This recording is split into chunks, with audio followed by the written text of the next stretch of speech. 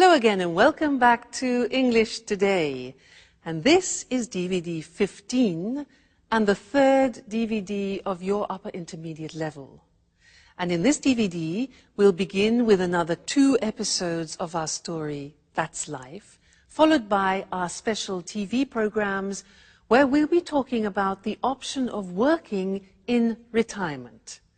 And then our sports expert will tell us about sumo wrestling, fat and fast.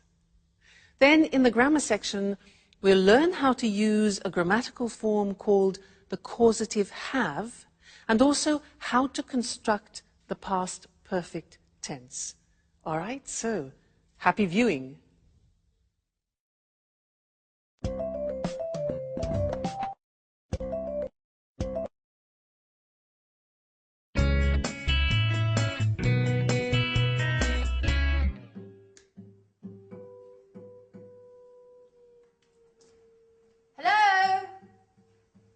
Anyone home? Anne, it's great to see you. Hi. Oh, you look great. Oh, thank you, Paolo. You look well yourself. And this house is so untidy and so dusty. I know. Let's give this place a good clean. The others will be here in a minute.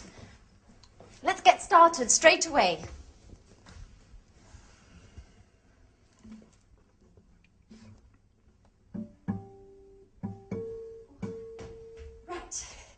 Before you know it, we'll have cleaned and tidied everything. You haven't changed, Anne. Cleaning, dusting, tidying. It's just like when we were at university. Can't you think of anything else? Oh, look who's talking. Always strumming away on your guitar. Come on, Paolo. Don't be lazy. Oh. Come on, let's get started.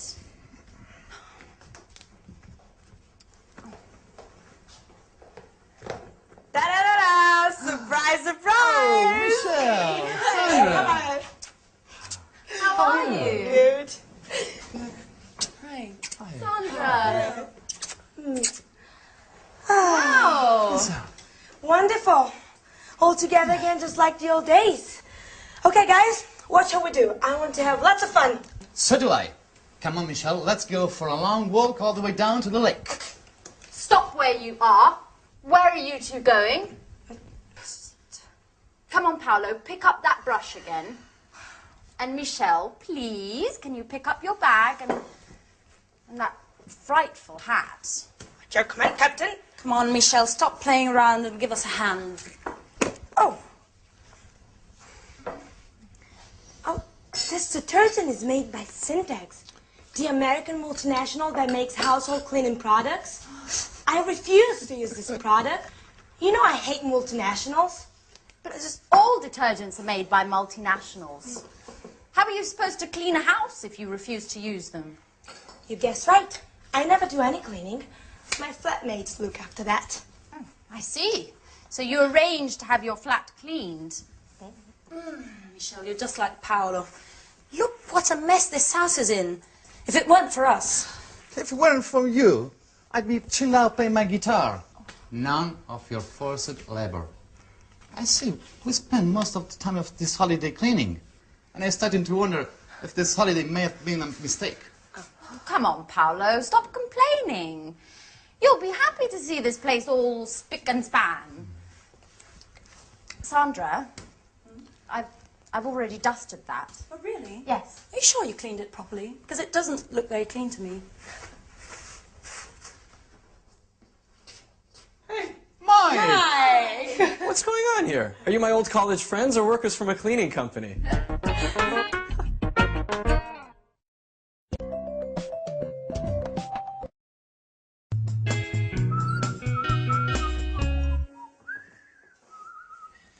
Come on, put away those brooms and detergents and let's toast the good old days.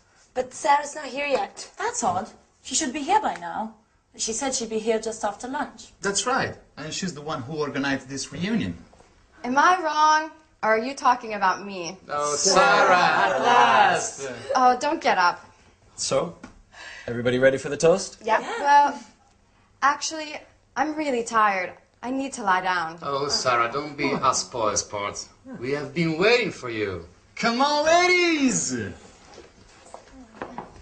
Wow, Anne's looking more beautiful than ever. Don't tell me you still think about her.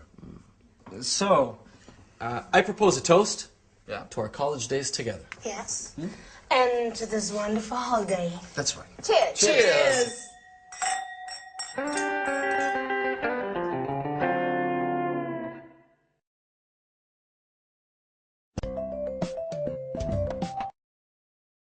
Hi again, and welcome back to your live TV program to learn some more English language. Now, in that last episode, Anne was quite surprised that Michelle doesn't clean her flat herself. In fact, she said, I see, so you arrange to have your flat cleaned. To have your flat cleaned. Now, that means that somebody else cleans the flat for Michelle. This is very interesting. Well, in fact, that's what I do too. I don't clean my flat myself. Somebody cleans it for me. So I have my flat cleaned every 2 weeks. Now, this is an interesting grammatical form because we use it when we talk about services. We talk about other people who offer us services. Let me give you another example. Hair. I don't cut my hair myself. It's too difficult. I can't do the back. So I go to the hairdressers, and that's a service. So I go to the hairdressers and they cut my hair. And I say, every month I have my hair cut. So that is a grammatical form using the verb have, which describes services. Somebody does something for you, and we can use it, for example, with the hairdresser, with the mechanic. For example, if your car breaks down, usually you go to a mechanic, with cleaners, with the dentist, things like this. So, services. So I'd like to go to the screen now and show you how this works grammatically, because it's very different to other languages. And we're using the verb have. That's why it's called the causative have. Causative in the sense that it causes things to happen. All right? Let's look at the form. Have something done. So in the present tense, you can say, every month I have my hair cut. Now notice, the verb have is in the present form because we can use this grammatical form in any tense. So we start with the verb have, then we have the object. That's important. I have my hair, and then the past participle. Okay, the object is in the middle. So every month I have my hair cut. Another example. Every year I have what? My teeth, past participle, checked. Okay? I have my teeth checked. Every year I have my kitchen painted. You see? And every 3 months I have my car serviced. So I go to the mechanic and I have my car serviced.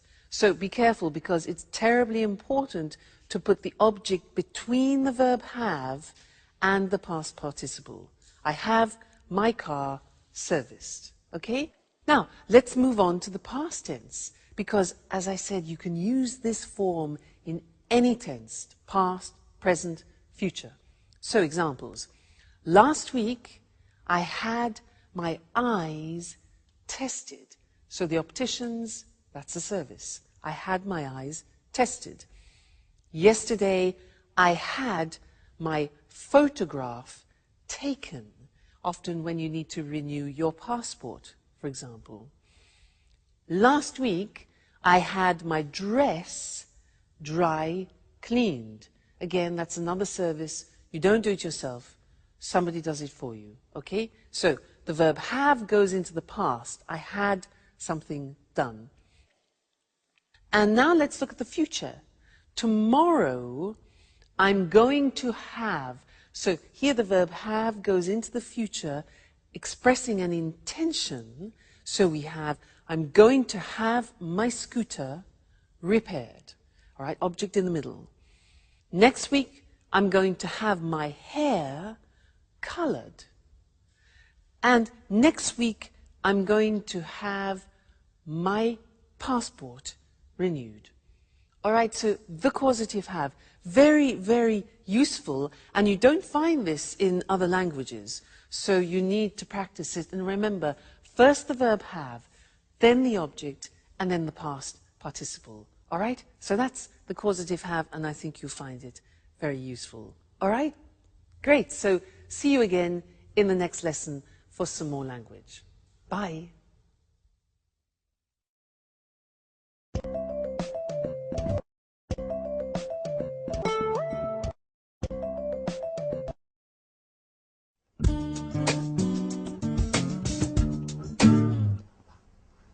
Life's hard for musicians, you know, Mike.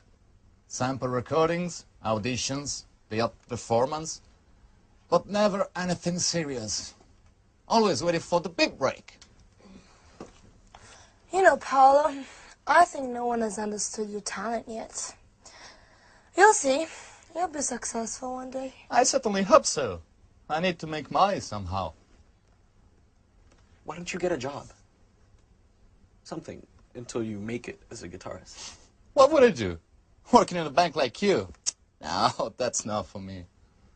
It's not as if there are only banks to work in.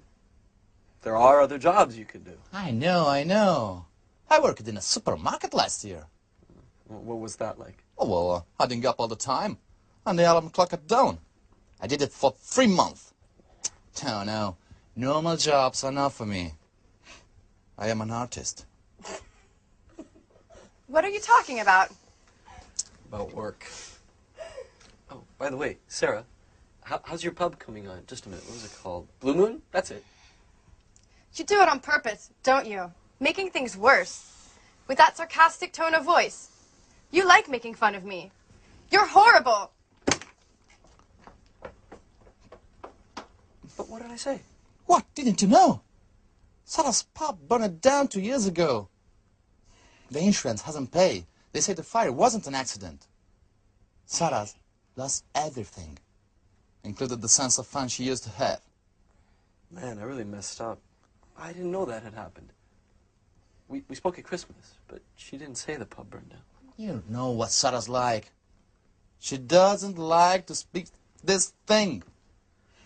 This experience has really changed her. And I think this holiday will be good for her. Hey, what's going on?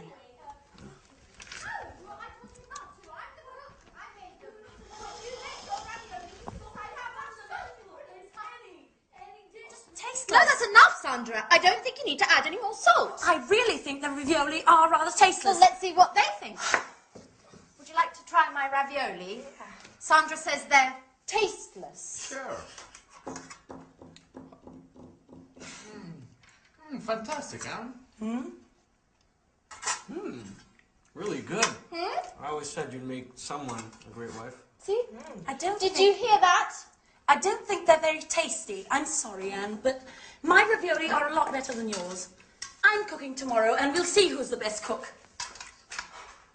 Oh, she's always criticizing. Don't take it seriously, Anne. You know what Santa's like. Competitive by nature.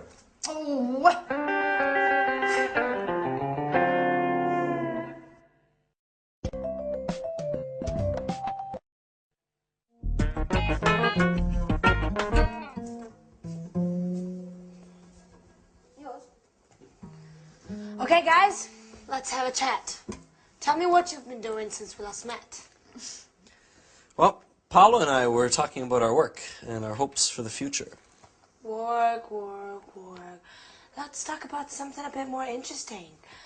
Romances, passionate love story, things like that. Oh, you, for example, Anne. Have you got a boyfriend? Me? Well, why me? I've got to go to the kitchen to check on the roast. Oh, come on, Anne. Don't be shy. Answer Michelle's question. Okay. Well, there is someone. But he's not my boyfriend. What does that mean? He's my flatmate. His name's Jack. And he's going out with a friend of mine called Sharon. But I still hope I have a chance. I really do like him. And I think about him all the time. Are you in love? Maybe. Yes. Yes, I think I am. Wow. I adore passion and tormented love stories. I've really got to go now and check on the roast. It'll be burning. Michelle, can you come and give me a hand? And then come and tell the others that dinner's ready.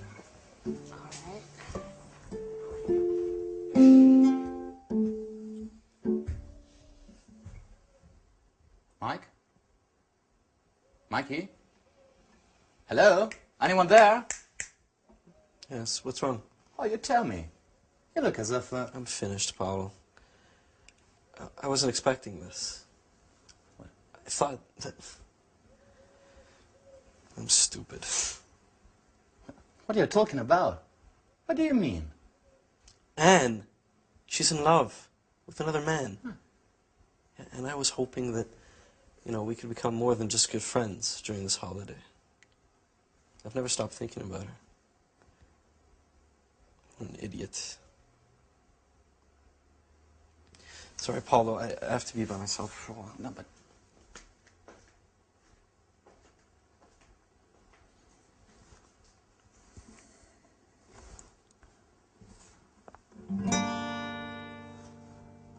Beautiful girl with brown eyes. Oh, dusting up, dusting away.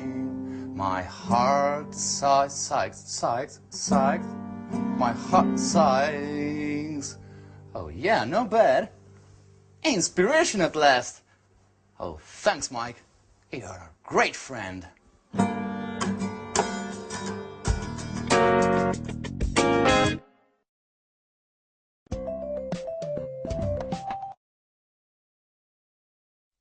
Hello again to you and welcome back. In that last episode, Sarah was in a bad mood. There's always a reason why somebody's in a bad mood, and she had a good reason. Do you remember what happened? Yeah? I'll read it to you so you do remember, because it's useful for us. It introduces a new grammatical form which I want to teach you. Paolo said, when she arrived, the place had burnt down.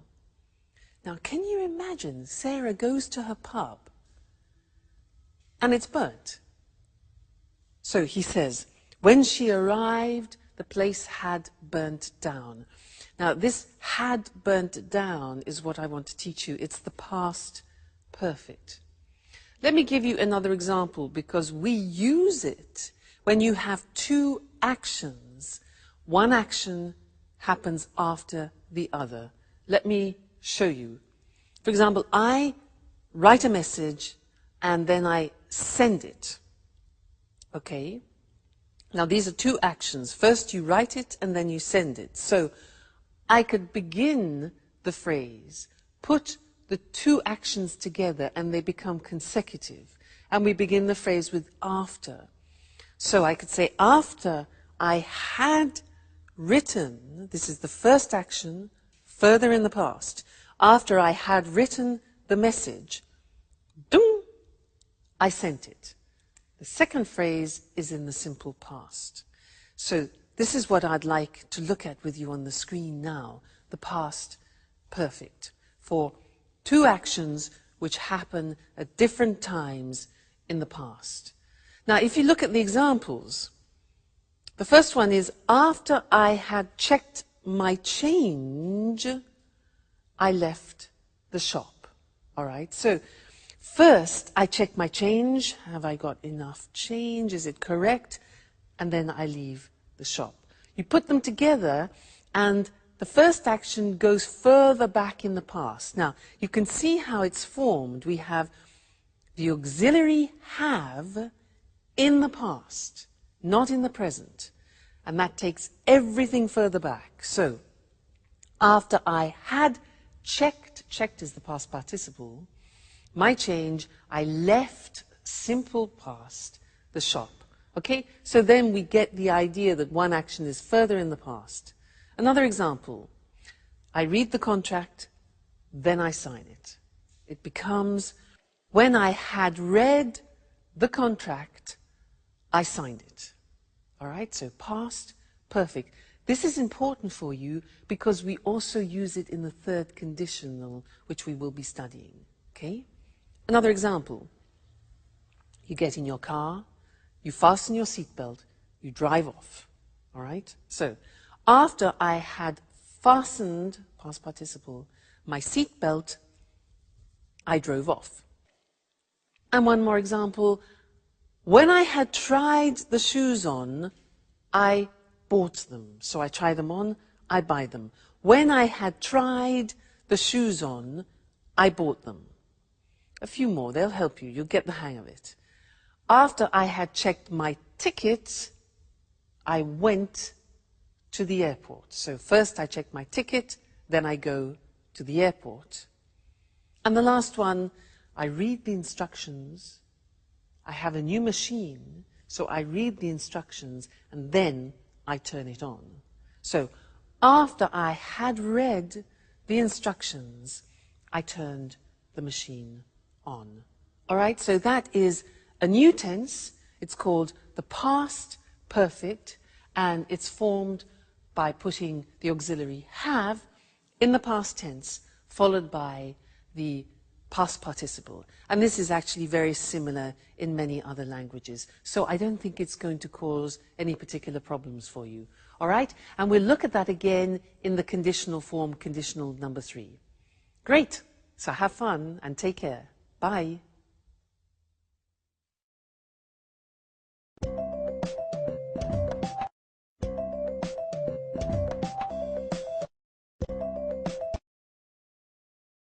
Good evening, and welcome to this week's edition of Let's Talk. In the studio with me, as always, are our commentators, Marie and Tom. Good evening, everyone. Good evening. I'd like to start our discussion this evening with some personal questions. How old are you? Are you nearing retirement? Are you already retired? Perhaps you have your working life ahead of you. Anyway, one thing is for sure. The meaning of the word retirement is going to change in the future.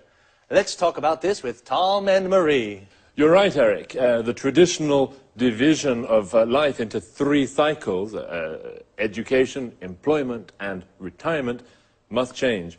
People in developed countries are living longer. By 2025, in developed countries, the share of the population over 60 will have reached 26%. All these pensioners will certainly wield a lot of power. They will, Eric. But you know, experts are beginning to talk about the concept of active aging. Just think that by 2050, the average lifespan in developed countries will be in the mid-80s. And this increasing longevity is already starting to have a negative impact on public finances, economic growth, and general living standards. The problem is that there is increasing pressure on social security systems and public funds for retirement and healthcare expenses. Economists are increasingly questioning the sustainability of the European social model with its high welfare standards. So, how can we solve this problem? Well, governments really must encourage older people to continue working. There should be... Just a minute, Mary. Sorry to interrupt, but are you really saying that I will have to work until I'm 95? Well, not until 95, perhaps. But as I was saying, there should be programs for lifelong learning to help people learn up-to-date job skills as they get older. People about to retire should plan ahead and find some way of working, maybe a part-time job. Well, some American companies already have phased retirement programs. How do they work? Well, retired employees go to the company website where they can find project work for the company. This may last 2 days or 2 months, and the retired workers can manage their own time and work when and where they want. If they need some training to do the job, they can go to the company website and take a short course using the internet to learn what they have to do. In this way, retired people have more money, and the companies can use the skills of their retired workers. Yes, more money, but less free time. I don't think I like the idea of having to work in my retirement. And you, ladies and gentlemen, what do you think about this? Well, thank you to our commentators, Tom and Marie, and goodbye. Thank you. Thank you. Bye-bye. And goodbye to you, and see you again next week for another edition of Let's Talk.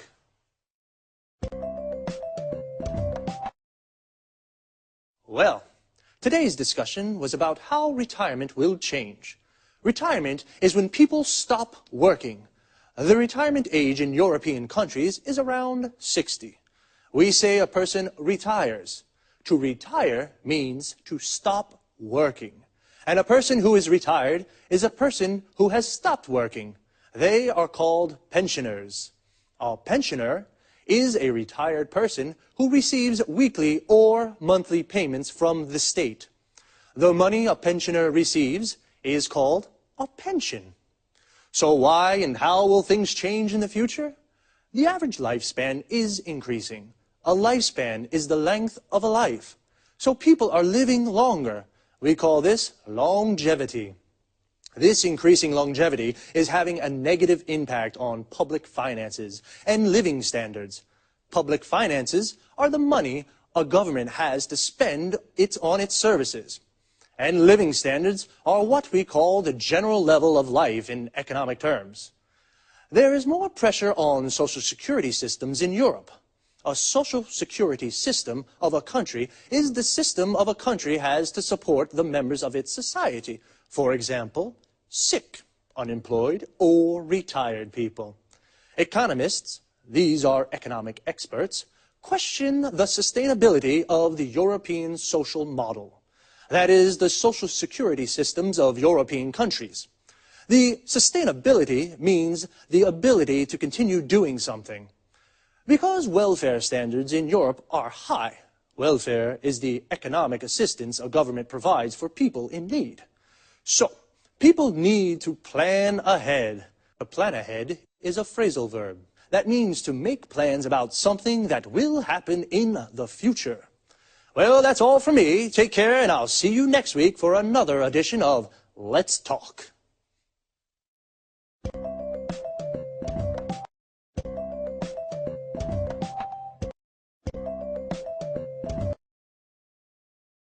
Good afternoon, and welcome to this week's edition of Sports Special. With me in the studio is John Forbes, our sports expert.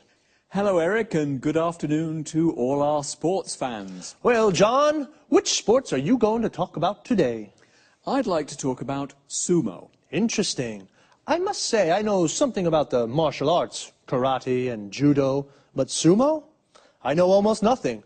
Those enormous guys, their unusual hairstyles, their colorful and rather unusual clothes. So, please tell us more. Well, Eric, you know sumo is a martial art too, and it's Japan's traditional national sport. In fact, it's one of the world's oldest sports. It was first mentioned in a Japanese book more than 1,000 years ago, but experts believe it might be much older. Really? More than 1,000 years old? Yes, and you know there are also ancient wall paintings showing the sport. Archaeologists think prehistoric man may have done sumo as a form of prayer to the gods for a good harvest. I think most people in the West watch these enormous wrestlers without appreciating these ancient traditions. That's right, Eric. Sumo isn't just a sport. It's more a way of life, and it's played an important role in Japan's cultural and religious history. In Japan, successful sumo wrestlers are looked up to as role models and heroes by many people. How does a sumo match work? Two men meet in a ring that is about 4.5 meters across. The aim of the game is to force your opponent out of the ring or make a part of his body, apart from the soles of his feet, touch the floor. A bout can last just a few seconds or as long as 3 minutes. Sumo wrestlers are very big, but they can move very quickly. Do you think I could be a sumo wrestler? Well, if you put on 100 kilos, maybe yes. Sumo wrestlers start their training when they're young boys. If they show promise, they go to live in a traditional Japanese house called a sumo stable. The young boys train a lot and look after the older wrestlers. They prepare their food and clean their rooms for them. Everyone in the sumo stable eats a lot. They eat lots of noodles, rice, fish and chicken. The traditional dish is called chankanobe, and it's made with fish, meat and vegetables. The wrestlers eat this with lots of rice and they drink lots of beer too. Then they go to sleep. So, that's how they put on so much weight. Yes, the secret is to eat a lot and then sleep. This helps the wrestlers put on weight. And the wrestlers' hairstyles, where do they come from? A good question, Eric. There are lots of different ranks for sumo wrestlers. The best wrestlers are in the top rank. The style of a wrestler's hair depends on his rank. All the hairstyles come from samurai traditions. Samurai were traditional soldiers in Japan. Interesting. I guess it's difficult for a sumo wrestler to find a girlfriend? Actually, it's not that difficult, Eric. Successful wrestlers usually go out with beautiful models or pop singers. Where can you see tournaments in Japan? There are 6 grand sumo tournaments called basho every year. They take place during odd-numbered months like March or July. The basho take place in Tokyo and Osaka, Nagoya and Fukuoka. Thanks, John, for a fascinating explanation of these rather mystifying sport. We found out a lot about sumo. Thanks, John. Goodbye. And goodbye to all our sports fans. See you next week for another edition of Sports Special. So, today we found out about a martial art called sumo. A martial art is an art of self-defense without using weapons, just your body. To find out about something means to learn new information. We found out that in Japan, sumo is more than just a sport, it's a way of life. People look up to sumo wrestlers. They are heroes. To look up to someone means to respect and admire them. A sumo wrestler is a man who practices sumo. Sumo wrestlers are very fat, and they have particular hairstyles. We found out that their hairstyle depends on their rank. Notice how we say depends on something. A rank is a position on a scale. The best wrestlers are in the top rank. And I was surprised to find out that sumo wrestlers go out with beautiful girls. To go out with someone means to have a romantic relationship with someone. What about you, ladies? Would you go out with a sumo wrestler? And you guys, would you put on 100 kilos to become a sumo wrestler? We say put on weight. This means become fatter. Actually, to put on so much weight, sumo wrestlers start training very young. If a boy shows promise, this means he shows ability at the sport. And what is the aim of the game? The aim is the objective. In football, the aim is to score a goal. In sumo, the aim is to force the opponent out of the ring. The opponent is the other person playing. The ring is the square platform where wrestlers and boxers fight. A wrestling or boxing match is called a bout. Sumo tournaments take place in odd number months. An odd number is a number that isn't divisible by 2. For example, 1, 3, 5, 7. 2, 4, 6, 8 are even numbers. An even number can be divided by 2. I have to leave you now, but see you here next week for another edition of Sports Special.